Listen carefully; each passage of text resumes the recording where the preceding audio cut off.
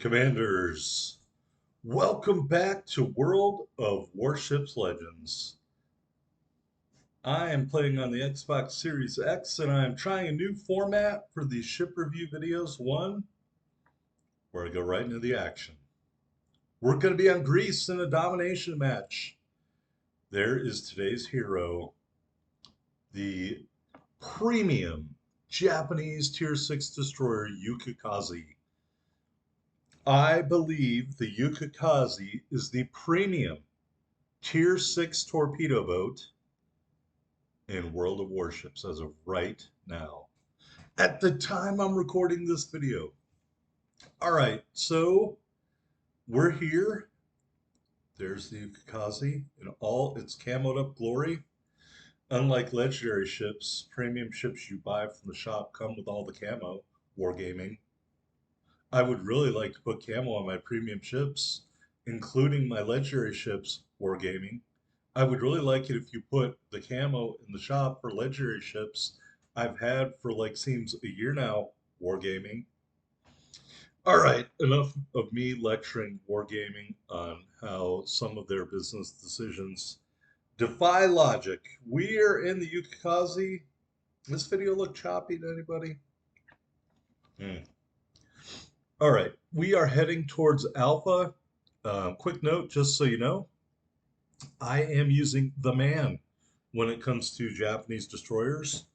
Reizo Tanaka as my commander, and we are doing a triple concealment build with Jerzy Swirsky and Erich Bay. I will have the full commander setup and the full ship setup, upgrades, stats, the whole 9 yards at the end of the video. I figured this is easier than me doing it a million times and then having a game that I don't want to present or whatever. I play the match first, and then if I decide I'm going to present it, then I go through that stuff at the end. So the people who are impatient, who don't want to wait to see the part where we're in the game, they don't have to wait. They get the game right at the beginning. All right, you can see if I read correctly, the enemy has a Fubuki and an Akazuki. And we are topped here. And we are just capping. And I want to say, I think that Pensacola led me to believe he was just going to blow around the corner of the island. And that, my friends, is what we call a great torpedo opportunity. I don't know if that's a thing, but it may have to become a thing if I have anything to say about it. Now, I'm just looking around to try to confuse you, but we're going to go right back over to that Picola any minute now. There we are, and there he goes. First blood, devastating strike, kill number 1. And in a moment, we are going to capture Alpha. That's like a Gordie Howe hat trick, people. We captured a base. We got first blood and a devastating strike. What more do you need to know? That's how we get it done around here. All right. Behind me is a very aggressive cruiser.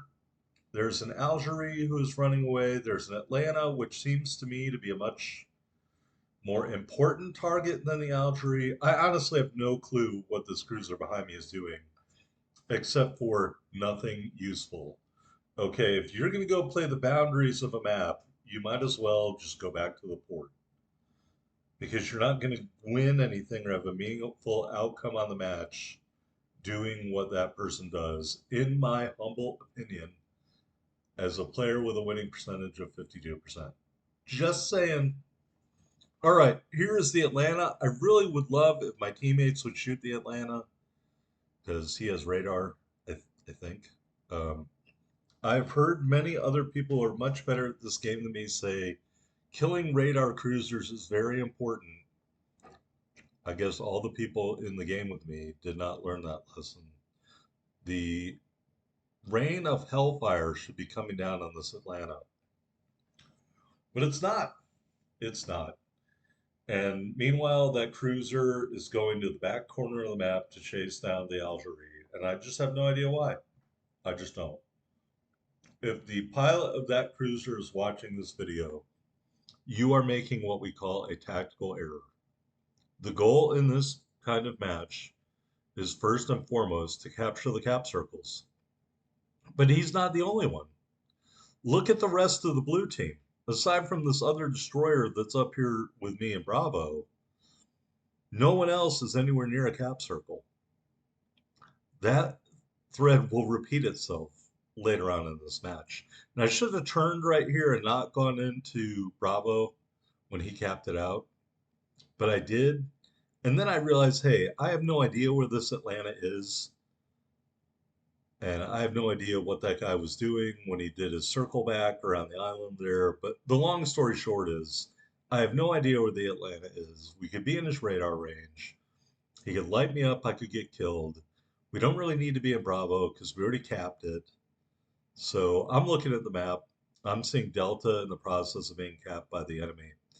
And so I'm going to head back that way to try to have a meaningful impact on this game. And I think we will see the other destroyer go in front of Bravo, and the Atlanta pops back up right where I thought he would be. And I'm pretty sure that in the next couple of minutes, the Atlanta is going to smack our other destroyer. Right here, I'm trying to shoot the gap on this Florida. It would be really nice right now if we had the single launch torpedoes like they do in England, but we don't. So we're just going to have to give up a couple of those torpedoes in order to get the rest of them in at the Florida. And it appears that the rest of my team is much more interested in something behind me since they're pretty much all there, except for one guy in Alpha. We missed the Florida. I'm going to come around this island, get another shot at him. In the meantime, the Atlanta did, as predicted, wipe out that other destroyer that was in Bravo. Here's the Surrey. I honestly have no idea if the Surrey has radar or not, but I don't want the Surrey anywhere near me. So I'm encouraging my teammates to shoot the Surrey instead of conglomerating back behind Bravo for some unknown reason. All right, there goes the Florida torpedo strike, kill number 2. I get tired of waiting for my teammates to do something meaningful here. So I've just decided to open water gunboat the Surrey on my own. I mean, what do I have to lose? You know? He launched some torpedoes. He didn't know I was there. So those are easy to dodge. I think we set him on fire. And after a few more salvos here, we are going to reduce him to a smoldering wreck. I will say one thing about the Japanese destroyers. They reload very slow, but they have a really nice alpha strike.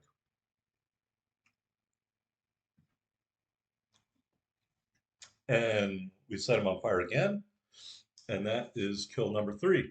Now we're looking at the Bayern, the Germanic battleship. We set him on fire, and I'm just going to gunboat him too because, I mean, why not? Why not? My teammates are more concerned with staying far, far away from the caps. So I'm not saying they're not doing anything. I'm just saying um, I just think there's better tactics than hanging out away from the cap and letting one or two people do all the heavy work and draw all the fire. So we're continuing to go after the Bayern. He hasn't shot at me yet. So, I mean, I guess that's one good thing about those guys hanging out way back over there. But if you look at the map, you see we're in the process of losing Alpha. And then in a minute, we'll be in the process of losing Bravo. I have no idea. Speaking of people, I have no idea what they're doing. I have no idea what their destroyers are doing. All right, we got the Bayern with the torpedo. He is flooding. And I believe he is going to flood out. I think one of their destroyers has to be a Bravo. I don't think he's been spotted all game. All right, Bayern goes down, kill number 4. And so we're going to capture Delta here. Right now I'm asking for help from my teammates who, with the exception of the cruiser next to me, appear to be largely disinterested in leaving the area that they're in. and have been in pretty much all game. Here's the Atlanta. I distinctly remember begging people to shoot at this thing a long time ago. Yeah, right there, the guy tells me to get bent. He loves hiding behind islands. All right, so we captured Delta, and I want to say right about here's when I decided to start gunboating the Atlanta. I mean, I just don't know what to say, you know. I feel that the support of my teammates is lacking. I mean, if it wasn't for me capturing D, we wouldn't have any caps right now because they let them take all those caps.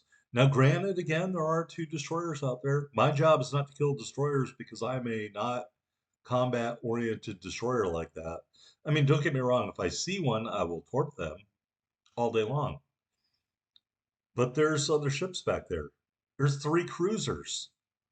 I mean, they should have no problem finding and killing these destroyers. So the New Orleans, I think that's the ship behind me who's actually been doing stuff this game. He takes out the Atlanta for me. Yeah, the New Orleans, I'm pretty happy with the effort he put in this game.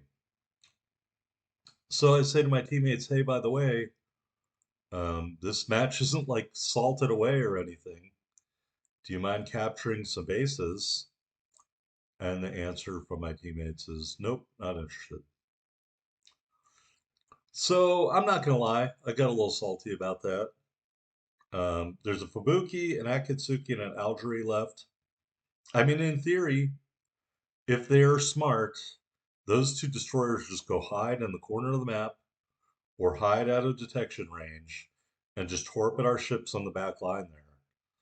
And that would leave me in this New Orleans to take all the caps back, you know. And so there's one of the destroyers in our backfield. I have no idea how that guy got there or what he was doing all game. I have to imagine that's not,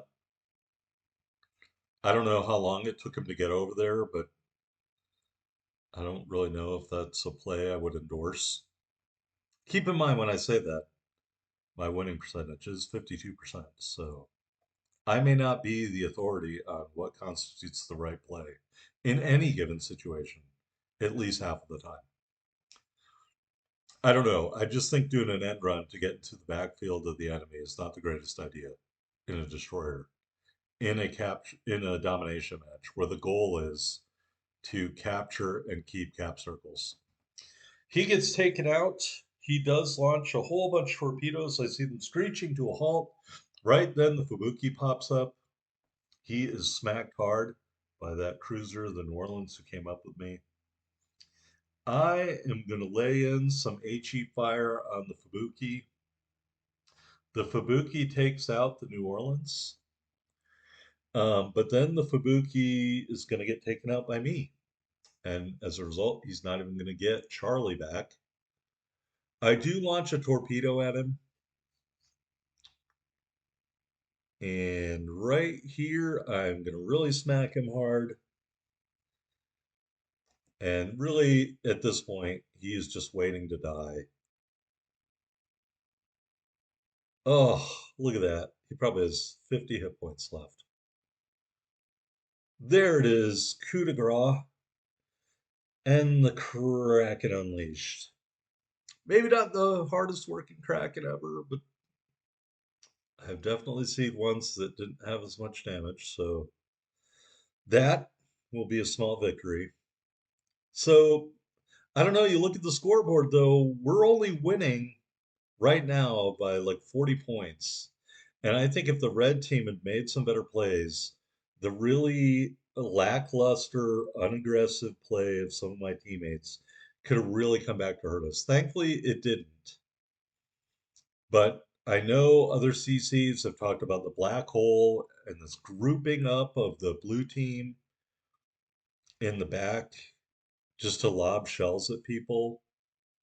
And I hate to say it, this is probably one of the worst examples I've seen of it. If it wasn't for that New Orleans pushing with me, This match could have had a very different outcome, and it also depended on the destroyer play on the red team. That Akatsuki, I think, made a really bad play, looping into the backfield like that.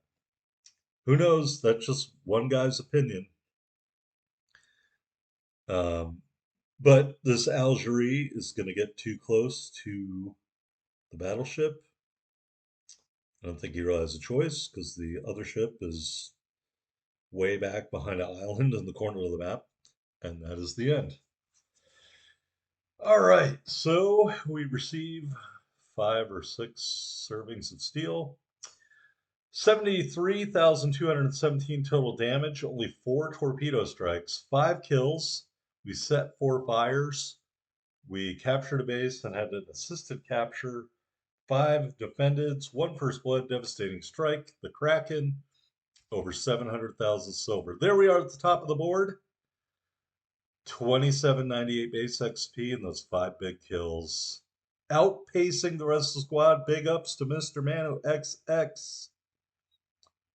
You did a really good job helping me out up there. All right, don't know why we had to look at my own gamer card. Here is the commander build. Reizo Tanaka, Swirsky and Bay, traditional torpedo boat build, subsurface venture, fragile threat, torpedo safari, smoke in the water. I don't even know if I used the smoke screen, and unstoppable. And the Yukikaze standard loadout for a Tier 6 concealment destroyer, aiming system, propulsion mod concealment system, and 2 smoke gens, 2 engine boosts, all of the booster flags, Epic Commander, Epic Global XP, Epic Credit Booster, and the Common Battle Booster for speed, the Type 9 permanent camo, and the Founder's flag. And I think we're going to briefly look at the stats. 13,590 hit points.